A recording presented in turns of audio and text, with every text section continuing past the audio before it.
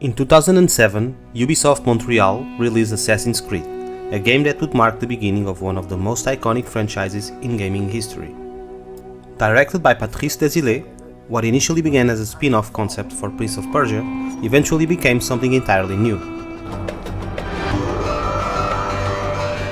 A bold experiment, blending sci-fi with historical fiction, stealth with open combat, and introducing a parkour system that promised unprecedented player freedom.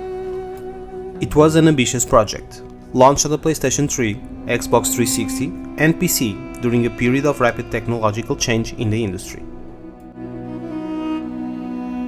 It laid the foundation for a saga that today spans over a dozen mainline entries, countless spin-offs, novels, and even a feature film.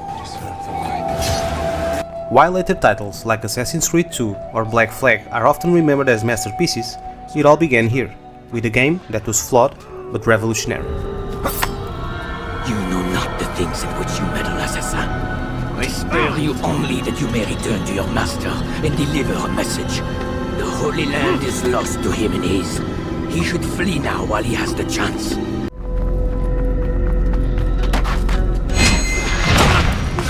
At the heart of Assassin's Creed lies its gameplay, which in 2007 felt like a step into the future.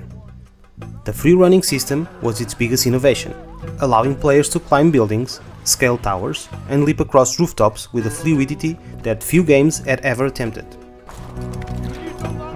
It was exhilarating, but it wasn't perfect. Precision was often lacking. Altaïr would grab the wrong ledge, collide with NPCs, or fail jumps in ways that could frustrate the player.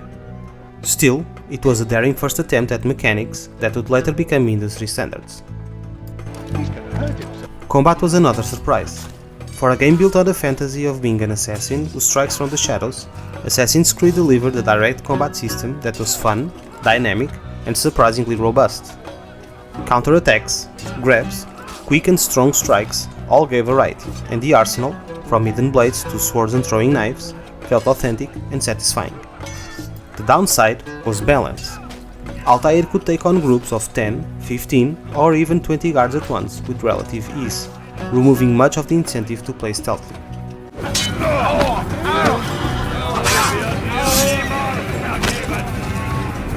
Stealth itself was underdeveloped. The systems were there, blending into crowds, using benches or scholars to hide in plain sight, but they were rudimentary. Stealth felt more like an option than a core necessity.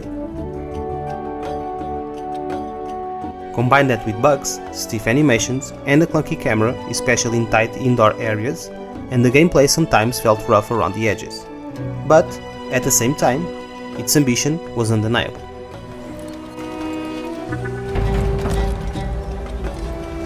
Beyond these core mechanics, Assassin's Creed built its loop around investigations. Tell me what you can about the one they call Talal. It is your duty to locate and assassinate the man, Altaïr, not mine. Each major target, 9 in total, required reconnaissance, eavesdropping on conversations, pickpocketing informants, or trailing suspects.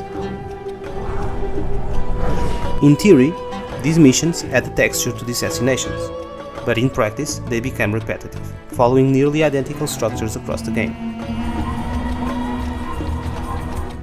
Supporting this loop were secondary systems such as synchronization points, where players would climb towers to reveal new areas of the map, and notoriety, where reckless behavior made guards more aggressive. There were also some side activities like rescuing civilians, which occasionally rewarded players with allies of distracted soldiers, or collecting flags throughout the map, as well as a progression system, where Altaïr gradually regains weapons and abilities lost at the start of the story.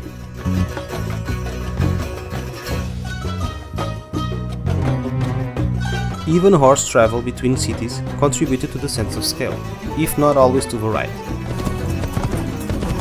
Taken together, Assassin's Creed was a bold experiment. Its mechanics were inconsistent, but the foundations it laid, free running, open-world assassination structure, and social stealth, would go on to define a franchise and influence an entire generation of action-adventure games.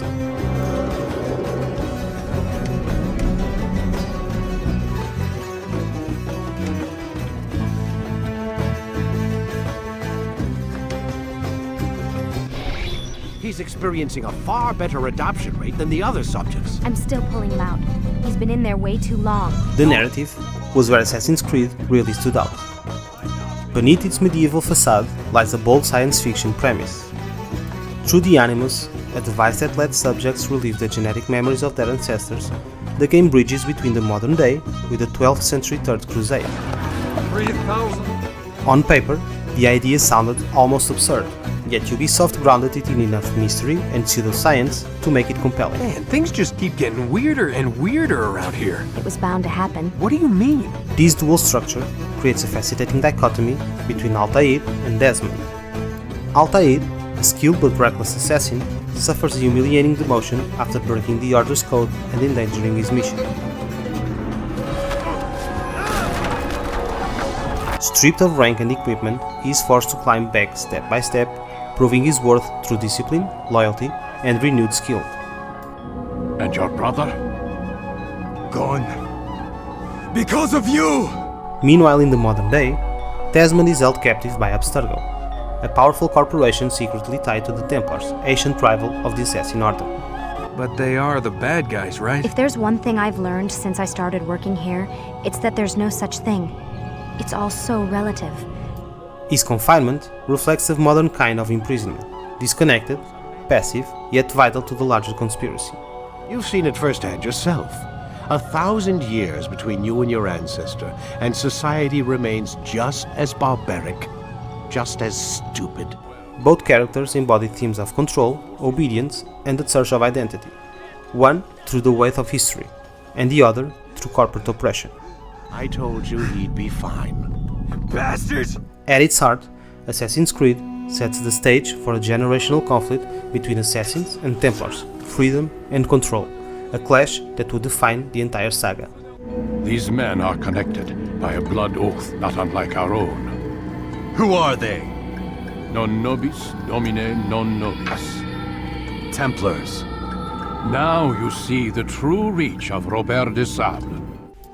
The supporting cast helps to amplify these themes. Malik represents the consequence of reckless pride, scarred both physically and emotionally by Altair's arrogance. Al-Mualim, the mentor figure, plays the role of the trusted guide only to reveal darker motives, a classic tale of corrupted authority. No, you did as you pleased. Malik has told me of the arrogance you displayed, your disregard for our ways. In the modern day, Lucy introduces ambiguity, an ally whose true intentions remain unclear, embodying the tension between trust and betrayal that runs through the entire narrative. Them, Desmond. When they access that last memory of yours, they're just getting started. Ubisoft's recreation of Jerusalem, Damascus, and Acre further anchors the story in a credible historical fabric, blending real figures and events into its fiction. Who is this traitor? This authenticity made the world feel alive and elevated the story's ambition. Yet, pacing undermines it. The gameplay loop, investigate, gather intel, assassinate and repeat, strips momentum from what could have been a truly cinematic narrative. Instead of escalating tension, the structure often stalls it. The repetition doesn't erase the strength of the premise, but it prevents the story from reaching the narrative heights it aspired to. Others. Brothers. Ah, but he thinks I act alone. I am but a piece. A man with a part to play. You'll come to know the others soon enough. They won't take kindly to what you've done.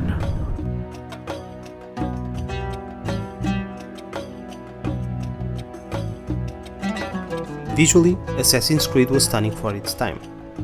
Released during the transition to a new console generation, it showcased just how far technology had advanced. The direction was rooted in historical authenticity.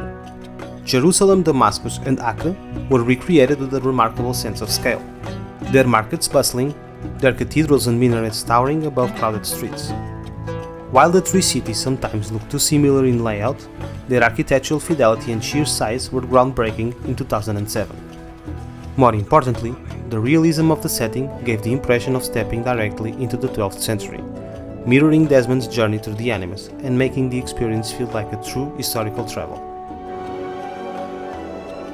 Character design was equally memorable. Altair's hooded white robe became instantly iconic, one of the most recognizable outfits in gaming history, carried forward by countless sequels.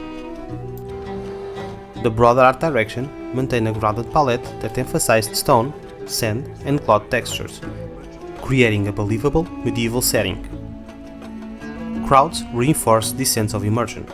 Despite the repetition of NPC models, the circulation of people, their gestures, and snippets of conversation made the cities feel alive.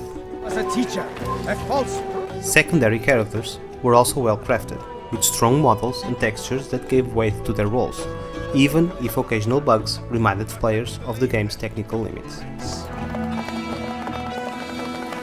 Animations deserved a mixed verdict. Dialogue sequences benefited from expressive gestures and facial movements that added gravity to conversations, a step ahead of many contemporaries. So naive. Do you appease a crying child simply because he wails? Yet, cutscenes often sat awkwardly between cinematic presentation and in-engine stiffness. The HUD was relatively minimal, integrating health, notoriety, and stealth cues without overwhelming the screen. A smart decision that reinforced immersion.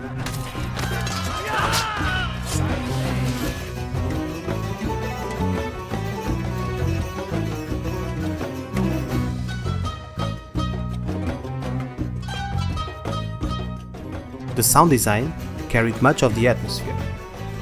Jesper Kid's soundtrack blended medieval instrumentation with modern undertones, perfectly reflecting the duality of the narrative.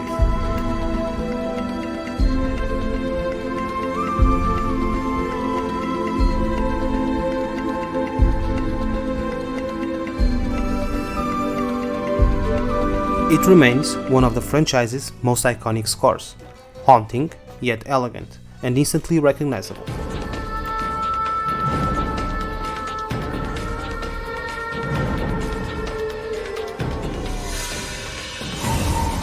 Ambient sounds brought cities to life. Market chatter, distant calls to prayer, footsteps on stone, the clash of steel. But repetition set in, with certain civilian lines quickly wearing thin. No, you don't understand. I'm poor, sir. I need the money. Ow! The voice acting is strong across the board. Philippe Chabaz gives Altaïr the stoicism that defines his character. I would see your eyes before you die. Kristen Bell delivers a nuanced performance as Lucy Stillman, and Nolan North, later immortalized as Nathan Drake, adds weight and familiarity to Desmond Miles. Let me leave. So why not tell me what's going on? Humor me. I'm not an idiot, Mr. Miles. Secondary characters also hold up well, with performances that reinforce the story's themes. You think this gives me pleasure? You think I want to hurt you? But you leave me no choice. Every kind word matched by the back of his hand. All lies and deception. What undermines the experience slightly is not the acting, but the technical side. Editing and mixing are uneven, with abrupt dialogue cuts and inconsistent volume levels. Despite these flaws, Ubisoft's respect for cultural representation was noteworthy, avoiding many of the stereotypes common in games of that era. Together, the acting, effects, and Jesper Kid's atmospheric score create a soundscape that remains memorable, even if the execution isn't flawless. You've lost your mind. No, not lost, but found. I see the world for what it truly is. He has shown me so much. I am illuminated. Looking back, Assassin's Creed was a game of strengths and weaknesses. It revolutionized free running, introduced a bold mix of history and science fiction, and delivered an atmospheric setting with an unforgettable soundtrack. But it was also plagued by repetition, clunky stealth, a forgiving combat system, and technical roughness.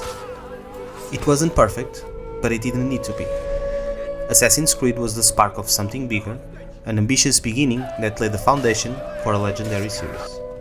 In terms of extra content, the game launched with several special editions, including a limited edition with bonus content and collectibles. Unlike later entries, it had no major expansions, making it one of the few titles in the series to stand alone. But its impact was enormous, launching Ubisoft's flagship franchise, inspiring novels, comics, spin-offs, and eventually an entire multimedia empire. Any man who speaks as he is just as much a threat. Almost 2 decades later, Assassin's Creed is remembered as a little raw and flawed, but also as a daring leap of faith that changed video games forever. If you enjoyed this video, leave a like and consider subscribing to Bit by Bit for more reviews and retrospectives. Thank you for your time. Anyone can write a book, and they can put whatever they want on its pages. Anything. Used to be, we thought the world was flat. Some people still do. Yes, and they publish books about it. Or that the moon landing was a hoax. I believe there's also a book claims the world was created in 7 days. A bestseller, too. Where's this going, Doc? The point, I suppose, is that you shouldn't trust everything you hear, everything you read.